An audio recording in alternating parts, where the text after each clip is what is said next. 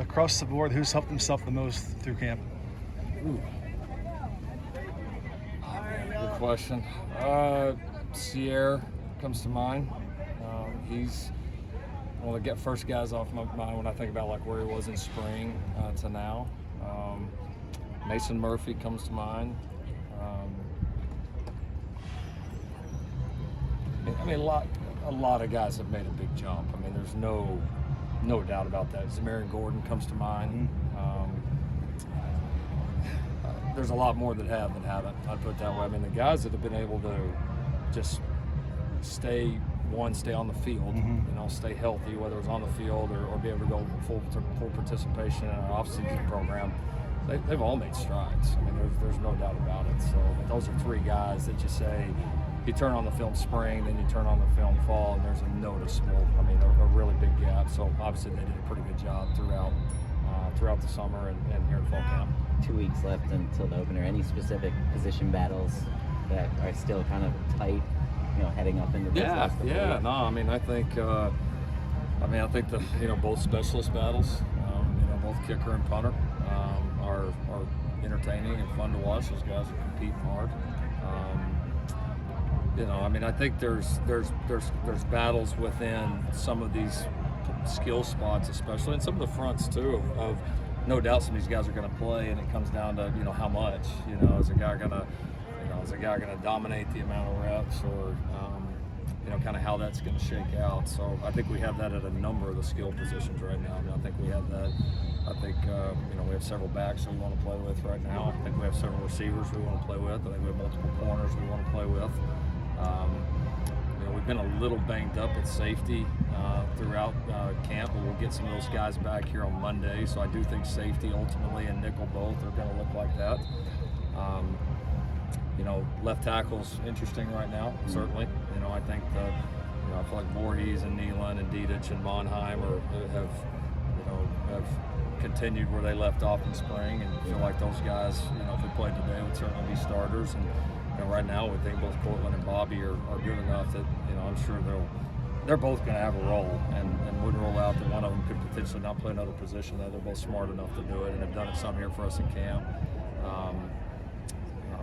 The interior D-line, I think you're looking at 5 or 6 guys that are definitely going to play, and then just how much do you rotate them? So still a lot. I mean, it's the selection of this is an ongoing process. It's never finite. It never ends, and so it'll be fun to watch this go through. And then one of the things we push the guys really hard on that we're going to have to do a tremendous job of is the best teams continue to improve throughout the year, and the only way you continue to improve is obviously learn lessons and all that in games, but you've got to keep improving in practice, and to improve, it's got to be competitive.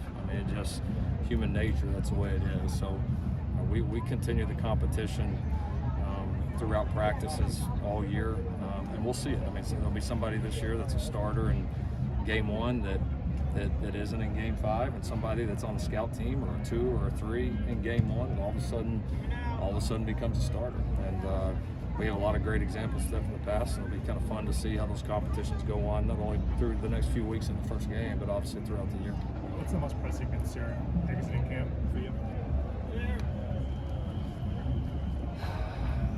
I definitely get your question. I just don't look at it that way. Like, I just look at it like everybody's got to improve. Everybody, even the group right now, you go say, all right, the group right now is your best group.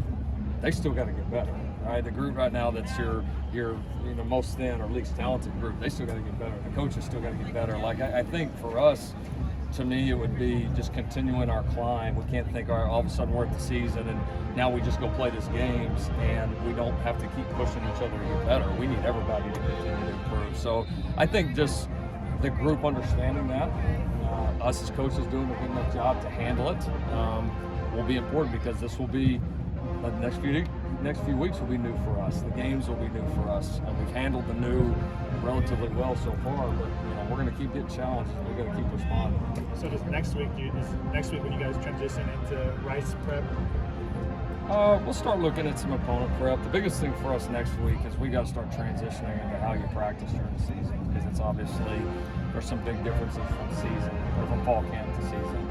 you got to get these guys on schedule. Probably the biggest difference is you're going to start school, right? Everything changes. I mean, it's a totally different feel, and so we're going to try to remove all the new from game week. So you got to do as much as you can this week, exactly like it. So guys get in a rhythm, guys understand schedules, understand how we practice.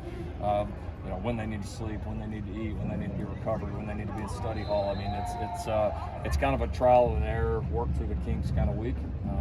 Continue to compete on the field, and then we'll start to dive obviously very heavy into the opponent prep the next week. As much as you want to keep the competition going these next 2 weeks, are you going to start laying out the depth chart and naming your starting quarterback and making that better? Yeah, we'll start to kind of look at it position by position.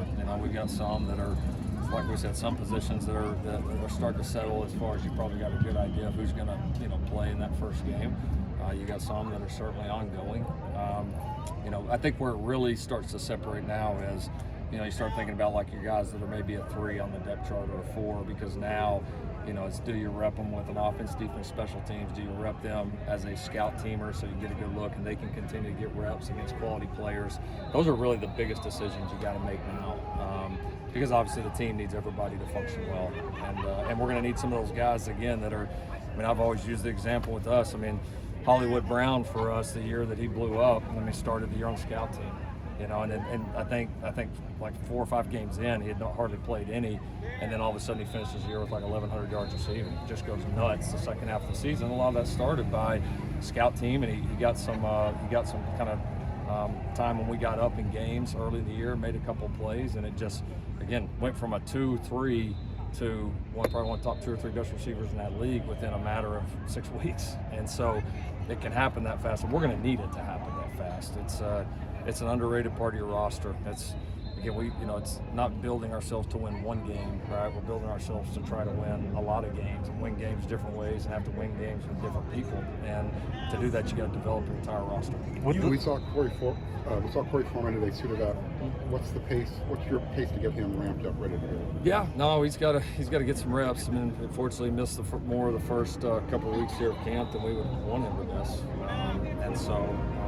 We've got some time, but he's going to have to compete hard and catch up and be ready to roll. So we've got a few guys in that boat that unfortunately got a little dinged up. We were fortunate we really have avoided, for the most part, crazy serious injuries.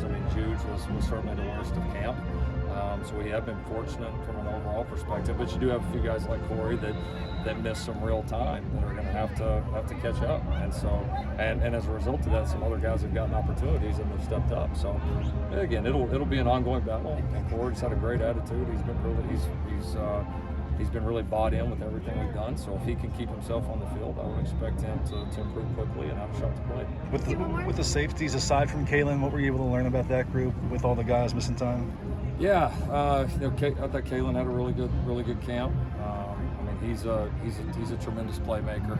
You notice a difference when he's on the field. There's just no question about it. Like I said, Zamarian, I thought, did a nice job. Alford did some really good things this spring, or this camp. We got to see Shaw a little bit. Shaw got dinged up. He'll be back for us on Monday, so I'm kind of excited to get him back in the fold. We worked Latrell there a little bit in camp, and thought he was pretty good. And then I think we're fortunate to have two guys in the nickel position, and Max and Jalen, that we have a lot of confidence in, that can also play multiple positions defensively as well. So it'll continue to be a battle. There's no question, and obviously getting a few of these guys back full go and kind of inserting them in that competition will be part of the next few weeks. Thank you for your time. Thank you. All right, thanks.